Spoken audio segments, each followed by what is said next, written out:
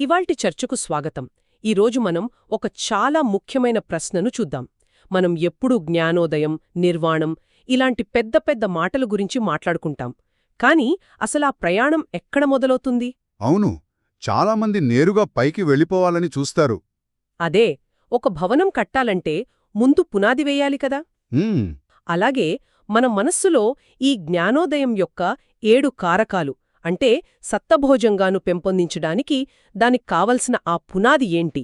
మంచి ప్రశ్న. ఇది గాలిలో మేడలు కట్టే విషయం కాదు. దీనికొక సారవంతమైన క్షేత్రం కావాలి. ఒక రైతుకు పొలంలాగా అన్నమాట. సరిగ్గా పొలం సిద్ధంగా లేకపోతే ఎంత మంచి విత్తనాలు వేసినా లాభం లేదు. మన ఆధ్యాత్మిక సాధనలో కూడా అంతే. మన మానసిక నేల సరిగ్గా లేకపోతే ప్రయత్నం విఫలమవుతుంది. అవును, అందుకే ఈరోజు మనం ఆ మానసిక నేలను ఎలా సిద్ధం చేసుకోవాలో లోతుగా చర్చిద్దాం. మూలాల ప్రకారం 3 ముఖ్యమైన పునాది రాళ్లు ఉన్నాయి. హ్మ్, మొదటిది శీలం, అంటే నైతిక ప్రవర్తన. రెండవది కళ్యాణ మిత్తత, అంటే మంచి స్నేహితులు లేదా మార్గదర్శకులు. మరియు మూడవది యోనిసో మనసికార, అంటే తెలివైన శ్రద్ధ. ఈ 7 కారకాలకు ఎలా దారితీసాయో చూడాలి. సరే, అయితే మొదటి పునాదిరాయి శీలం. దీనికి మూలాల్లో ఇచ్చిన పోలిక నాకు చాలా నచ్చింది. భూమితో పోల్చారు కదా. అదే, ఇంతకన్నా మంచి పోలిక ఉండదేమో. నిజమే, చాలా శక్తివంతమైనది. మనం ఏ పని చెయ్యాలన్నా, నడవాలన్నా, నిలబడాలన్నా, చివనికి పడుకోవాలన్నా కూడా. అవును, మనకు భూమి ఆధారం. భూమి లేకపోతే అసలు నిలబడటానికే ఆస్కారం లేదు. అలాగే ఒక సాధకుడు ప్రయాణానికి శీలమనే నైతిక ఆధారం తప్పనిసరి. అయితే ఇక్కడ నాకో చిన్న సందేహం. సాధారణంగా శీలం అనగానే హ్మ్, పుణ్యం కోసమో స్వర్గానికి వెళ్లడానికో పాటించే నియమాల్లా అనిపిస్తుంది. చాలామంది అలాగే అనుకుంటారు. కాని ఇక్కడ దీని ఉద్దేశ్యం అది కాదన్నమాట. ఇదొక ప్రాక్టికల్ టూల్ లాంటిదా? సరిగ్గా పట్టుకున్నారు. ఇక్కడే చాలామంది పొరపడతారు. బౌద్ధ దృక్కోణంలో శీలం యొక్క తక్షణ ప్రయోజనం అది మానసికమైనది. మానసికమైనదా? అవును, ఒక వ్యక్తి అబద్ధాలు చెప్పకుండా, ఇతరులను మోసం చేయకుండా ఉన్నప్పుడు వాళ్ల మనస్సులో అపరాధభావం, పశ్చాత్తాపం లాంటివి ఉండవు. ఓకే. ఆ మనస్సు ఒక అద్దంలా నిర్మలంగా ఉంటుంది. ఈ పశ్చాత్తాపం లేని స్థితి అనేది తర్వాత దశలకు చాలా ముఖ్యం. అంటే కల్లోలంగా ఉన్న నీటిలో మన ప్రతిబింబం చూడలేం కదా. అదే పాయింట్. గందరగోళంగా ఉన్న మనస్సుతో సత్యాన్ని గ్రహించడం అసాధ్యం. వావ్, ఇది చాలా ఆసక్తికరంగా ఉంది. అంటే మనం చేసే పనులు మన ధ్యానం మీద నేరుగా ప్రభావం చూపిస్తాయి. ఖచ్చితంగా. నాకు తెలిసిన ఒక సంఘటన ఉంది. చెప్పండి. ఒక వ్యాపారవేత్త చాలా ఏళ్లుగా ధ్యానం చేస్తున్నా మనస్సు అస్సలు నిలకడగా ఉండేది కాదట. తన గురువు దగ్గరికి వెళ్ళి, నేనెంతో ప్రయత్నిస్తున్నా ఏకాగ్రత కుదరడం లేదు అని అడిగాడు. అప్పుడా గురువు అడిగారట, నువ్వు ధ్యానమెలా చేస్తున్నావని కాదు, నీ వ్యాపారం ఎలా చేస్తున్నావని. ఓ. అప్పుడు తెలిసింది, అతను తన వ్యాపారంలో లాభం కోసం చిన్న చిన్న అబద్ధాలు, మోసాలు చేసేవాడని. అవి బయటకు చిన్నవే అయినా? అవును, కాని అవి తెలియకుంగానే అతని మనసులో ఒక అశాంతిని నింపుతున్నాయి. ఎప్పుడైతే అతను తన వ్యాపార పద్ధతులను మార్చుకున్నాడో అతని ధ్యానం అద్భుతంగా మెరుగుపడింది. అది శీలం యొక్క శక్తి అన్నమాట. అవును, అది కనిపించని పునాది కాదు, మన ప్రతి చర్యలో మనల్ని ప్రభావితం చేసే సజీవమైన పునాది. అద్భుతమైన ఉదాహరణ. సరే, ఇప్పుడు మనకు గట్టి నేల దొరికింది అనుకుందాం. మనస్సు ప్రశాంతంగా, నిర్మలంగా ఉంది. కాని ఇప్పుడు ఎటు వెళ్ళాలి? సరైన దారి తెలియకపోతే ఆ గట్టి నేలమీద కూడా దారి తప్పొచ్చు కదా. తప్పకుండా. ఇక్కడే బహుశా రెండో అంశం వస్తుందేమో. అవును, రెండవ పునాది అదే, కళ్యాణమిత్రత. అంటే మంచి మిత్రులు, గురువులు. అవును, మనల్ని సరైన మార్గంలో నడిపించేవాళ్లు. మూలాల్లో దీన్ని కూడా ఒక చక్కని పోలికతో చెప్పారు. అరుణోదయంతో కదా. కరెక్ట్. సూర్యోదయానికి ముందు వచ్చే అరుణోదయం. ఇంకా సూర్యుడు కనిపించకపోయినా అరుణోదయం చూస్తే మనకు సూర్యుడు రాబోతున్నాడని ఖచ్చితంగా తెలుస్తుంది. అలాగే మన జీవితంలోకి ఒక మంచి ఆధ్యాత్మిక మిత్రుడు రావడమనేది భవిష్యత్తులో జ్ఞానోదయం కలగబోతోందనడానికి ఒక బలమైన సూచన. అంటే ఒక మంచి గురువు దొరికితే చాలు, ఇక అంతా సెట్ అయిపోయినట్లేనా? మంచి ప్రశ్న. మన ప్రయత్నం లేకుండానే మార్గం దొరికేస్తోందా? ఇందులో ఏదో తేడాగా అనిపిస్తోంది. అదే చాలామంది చేసే మరో పొరపాటు. కళ్యాణమిత్త అంటే మన బదులువాళ్లు నడుస్తారని కాదు. ఓకే. వాళ్ళు మనకు దారి చూపిస్తారు, మన తప్పులను సరిదిద్దుతారు, మనం నిరుత్సాహపడినప్పుడు ధైర్యం చెబుతారు. ముఖ్యంగా వాళ్లే ఒక ఆదర్శంగా నిలుస్తారు. అవును, అరుణోదయం చీకటిని కొద్దికొద్దిగా తొలగిస్తుంది అంతే, కాని అసలైన వెలుగునిచ్చేదు సూర్యుడే. అర్థమైంది. అలాగే మంచి మిత్రుడు మనలోని అజ్ఞానాన్ని తొలగించడానికి సహాయపడతాడు, కాని అసలైన జ్ఞానమనే సూర్యుడిని మనమే ఉదయింపజేసుకోవాలి. అంటే వాళ్ళు మన చేతికి ఒక మ్యాప్ ఇస్తారు. అంతే. నడవాల్సిందే మనమే. ఖచ్చితంగా. వాళ్ళు ఒక బయటినుంచి వచ్చే ఉత్ప్రేరకం. సరే, ఈ బయటి మద్దతు ఉంది, కాని మన లోపల కూడా ఏదో జరగాలి కదా. జరగాలి. ఇక్కడే బహుశా మూడో అంశం వస్తుంది. అదే యోనిసో మనసికార. ఆశ్చర్యంగా మూలాల్లో దీనిని కూడా అరుణోదయంతోనే పోల్చారు. అవును. ఒక్క నిమిషం, రెండింటినీ అరుణోదయంతోనే పోల్చారు. ఒకటి బాహ్యం, ఒకటి అంతర్గతం అన్నారు. అంటే బయట గురువు అనే అరుణోదయం వస్తే లోపల మన వివేకమనే అరుణోదయం కూడా వస్తుందంటారా? అద్భుతంగా పట్టుకున్నారు. ఆ వ్యత్యాసం చాలా సూక్ష్మమైనది, కాని చాలా ముఖ్యమైనది. కళ్యాణమిత్రత అనేది బయటి ప్రపంచంలో ఉదయించే అరుణోదయమైతే, యోనిసో మనసికార మన మనస్సులోనే ఉదయించి అరుణోదయం. కరెక్ట్.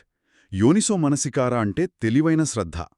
అంటే విషయాలను కేవలం పైపైన చూడకుండా వాటి మూలం నుండి, కారణ ఫలితాల దృష్టితో చూడగలగడం. దీనికేదైనా ప్రాక్టికల్ ఉదాహరణ చెప్తారా? తెలివైన శ్రద్ధ, తెలివిలేని శ్రద్ధ మధ్య తేడా ఏంటి? చాలా కామన్ ఇది. ఇప్పుడు తెలివిలేని శ్రద్ధ అంటే, చూడు వాళ్ల జీవితం ఎంత బాగుందో, నా బతుకు ఇంతే అని పోల్చుకుంటూ బాధపడటం. ఇది మనల్ని ఇంకా దుఃఖంలోకి నెడుతుంది.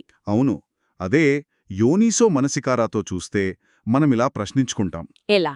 ఓకే, నాలో అసూయ అనే భావన కలిగింది. ఇది ఎక్కడ నుండి పుట్టింది? ఇది వాళ్ల ఆనందం చూసా పుట్టిందా, లేక నా జీవితంలో ఏదో లోటు ఉందనే భావన వల్ల పుట్టిందా? మూలాన్ని ప్రశ్నించుకోవడం. అదే, ఈ అసూయ అనే భావన శాశ్వతమా? ఇది కూడా ఒక మేఘంలా వచ్చి వెళ్ళిపోయే మానసిక స్థితే కదా అని విశ్లేషించుకోవడం. అలా చేయడం వల్ల మనం ఆ భావనలో కొట్టుకోకుండా దానికి సాక్షిగా నిలబడగలుగుతాం. అంటే ఒకే సంఘటనను మనం చూసే దృష్టిని మార్చడమన్నమాట. అంతే. ఒకటి మనల్ని బంధిస్తే మరొకటి మనకు స్వేచ్ఛనిస్తుంది. ఇప్పుడు నాకు ఈ మూడు పునాదుల మధ్య సంబంధం స్పష్టంగా కనిపిస్తోంది. అవి విడివిడిగా పనిచేయవు. ఇదొక అద్భుతమైన ఫీడ్బ్యాక్ లూప్. ఎలాగంటారు? ఒక వ్యక్తికి బలమైన శీలమున్నప్పుడు అతను సహజంగానే మంచి మిత్రులను, అంటే కళ్యాణ మిత్రత్వాను ఆకర్షిస్తాడు. నిజమే. సజ్జనులు సజ్జనులతోనే స్నేహం చేయాలనుకుంటారు. ఆ మంచి మిత్రుడు మనల్ని సరైన ప్రశ్నలు అడగడం ద్వారా మనలో యోనిసో మనసికారాను ప్రేరేపిస్తాడు. ఉదాహరణకు, నీకు కోపం ఎందుకు వచ్చింది అని కాకుండా, ఆ కోపం నీలో ఏ అనుభూతిని కలిగిస్తోంది, దాని మూలం ఎక్కడుంది అని అడుగుతాడు. అంటే మన దృష్టిని పైపైనున్న సంఘటన నుండి లోపల ఉన్న మూలాల వైపు మళ్లిస్తాడు. అవును. అలా మనలో తెలివైన శ్రద్ధ పెరిగే కొద్దీ నైతిక ప్రవర్తన యొక్క ప్రాముఖ్యత ఇంకా బాగా అర్థమవుతుంది. కరెక్ట్. దానివల్ల మన శీలం మరింత బలపడుతుంది. అంటే ఈ మూడు ఒకదానికొకటి బలాన్నిచ్చుకుంటూ పైకెదుగుతాయి. ఒక స్వయంపోషక వ్యవస్థ లాంటిది. అద్భుతం. సరే, ఇప్పుడు పునాదులు చాలా బలంగా ఉన్నాయి. శీలం అనే నేల, కళ్యాణ మిత్రత అనే బయటి వెలుగు, యోనిసో మనసికార అనే అంతర్గత జాగృతి, ఈ మూడూ సిద్ధంగా ఉన్నాయి. ఇప్పుడు అసలు భవనం అంటే ఆ జ్ఞానోదయం యొక్క 7 కారకాలు ఎలా ఉదయిస్తాయి? మంచి ప్రశ్న. ఈ 3 పునాదులు సరిగ్గా ఏర్పడినప్పుడు ఆ 7 కారకాలు ఒకదాని తర్వాత ఒకటిగా చాలా సహజంగా వికసిస్తాయి. ముందు ఆ 7 ఏంటో ఒకసారి చెప్పండి. తప్పకుండా. మొదటిది సతి, అంటే స్మృతి లేదా మైండ్ఫుల్నెస్. వర్తమాన క్షణంలో ఇరుకుతో ఉండటం. అవును. రెండవది ధమ్మ విచయ, అంటే సత్య అన్వేషణ. మూడవది విర్య, అంటే శక్తి, ఉత్సాహం. నాల్గవది పీతి, అంటే సాధన వల్ల కలిగే ఆనందం. ఐదవది పస్సద్ధి, అంటే ప్రశాంతత. ఆరవది సమాధి, అంటే ఏకాగ్రత. చివరిగా 7వది ఉపేక్ష, సమచిత్తం. ఓకే, ఈ జాబితా వినడానికి బాగుంది. కాని పునాదులతో దీని సంబంధమేంటి? ఉదాహరణకు శీలం ఈ కారకాలకు ఎలా సహాయపడుతుంది? ప్రత్యక్ష సంబంధం ఉంది. మనం ముందే అనుకున్నట్టు శీలం వల్ల మనసులో పశ్చాత్తాపం ఉండదు. అవును. ఈ నిర్మలత్వం వల్ల సహజంగానే ఒక రకమైన ఆనందం, అంటే పీతి, 4వ కారకం, ఉదయిస్తుంది. అంటే నేను ఎవ్వరికీ హాని చెయ్యలేదు అనే భావన ఒక ఆనందాన్నిస్తుందంట. అనిర్వచనీయమైన ఆనందాన్నిస్తుంది. ఆ ఆనందం వల్ల శరీరం మనస్సు రిలాక్స్ అవుతాయి. దాంతో పసద్ధి లేదా ప్రశాంతత వస్తుంది 5వ కారకం. కరెక్ట్. మరి ప్రశాంతమైన మనస్సు సహజంగానే ఏకాగ్రతను అంటే సమాధిని సులభంగా సాధిస్తుంది. వావ్! చూడండి, శీలమనే ఒక్క పునాది ఎంత సహజంగా 3 ముఖ్యమైన కారకాలకు దారితీసిందో. ఇదొక డామినో ఎఫెక్ట్ లాంటిది. ఒకటి పడగానే మిగతావి వాటంతటవే అనుసరిస్తాయి. మరి యోనిసో మనసికార పాత్ర ఏంటి ఇందులో? యోనిసో మనసికార అనేది ఈ మొత్తం ప్రక్రియకు ఇంజిన్ లాంటిది. ఇంజిన్ లాంటిదా? అవును, ముఖ్యంగా 2వ కారకమైన ధమ్మవిచయ లేదా సత్య అన్వేషణకు ఇదే మూలం. మనం ప్రతి అనుభవాన్ని తెలివైన శ్రద్ధతో విశ్లేషించడం మొదలుపెట్టినప్పుడు మనం వాస్తవికత యొక్క నిజ స్వభావాన్ని పరిశోధిస్తున్నాం. కరెక్ట్. ఈ కోపం ఎందుకొచ్చింది, ఈ ఆనందం శాశ్వతమా అని ప్రశ్నించుకోవడమే ధమ్మవిచయ. ఆ పరిశోధన వల్ల మనకు సరైన అవగాహన కలుగుతుంది. అది సాధన కొనసాగించడానికి అవసరమైన శక్తిని అంటే విరియను ఇస్తుంది. 3వ కారకం. అవును. కాబట్టి పునాదులు లేకుండా ఈ కారకాలను పెంపొందించడానికి ప్రయత్నించడమంటే ఇంజిన్ లేకుండా కార్ను నడపాలని ప్రయత్నించడమే. సరిగ్గా అదే. ఇప్పుడు మొత్తం చిత్రం స్పష్టంగా కనిపిస్తోంది. ఇది కేవలం మెట్లెక్కినట్లు ఒకదాని తర్వాత ఒకటి చేయడం కాదు. ఇదొక సేంద్రియ ప్రక్రియ. పునాదులు సరిగ్గా ఉంటే మొక్క వాటంతటదే పెరిగినట్లు ఈ కారకాలు వికసిస్తాయి. అవును. ఈ రోజు చర్చలో జ్ఞానోదయ మార్గమనేది కేవలం కళ్ళు మూసుకొని చేసే ధ్యానం మాత్రమే కాదని స్పష్టమైంది. అది మన జీవితంలోని ప్రతి అంశంతో ముడిపడి ఉంది. మన నైతిక ప్రవర్తన, మన స్నేహాలు, మన ఆలోచించే విధానం అన్నిటితో. సరిగ్గా చెప్పారు. ముగించే ముందు శ్రోతలు ఆలోచించడానికి ఒక అంశాన్ని వదిలిపెడతాను. తప్పకుండా. మనం ఈ 3 పునాదులు ఒకదానికొకటి ఎలా బలాన్ని చేకూర్చుకుంటాయో చూశాం. అయితే ఈ పునాదులు ఒకసారి బలపడిన తర్వాత అవి ఆ 7 కారకాలతో ఎలా సంకర్షణ చెందుతాయి? ఇది ఆసక్తికరంగా ఉంది. ఉదాహరణకు, సాధనలో పీతి అంటే ఆనందం కలిగినప్పుడు అది తిరిగి మన శీలంను మరింత బలపరుస్తుందా? మంచి పాయింట్. లేదా లోతైన సమాధి మన యోనిసో మనసికారను అంటే విశ్లేషించే సామర్థ్యాన్ని మరింత పదును పెడుతుందా? ఈ పునాదులు మరియు వాటిపై నిర్మించిన భవనం మధ్య ఉన్న ఈ పరస్పర సంబంధం. అవును. దీని గురించి ఆలోచిస్తే ఈ మార్గం ఒక సరళరేఖ కాదని, అదొక నిరంతరం అభివృద్ధి చెందే శక్తివంతమైన వలయం అని మనకు అర్థమవుతుంది.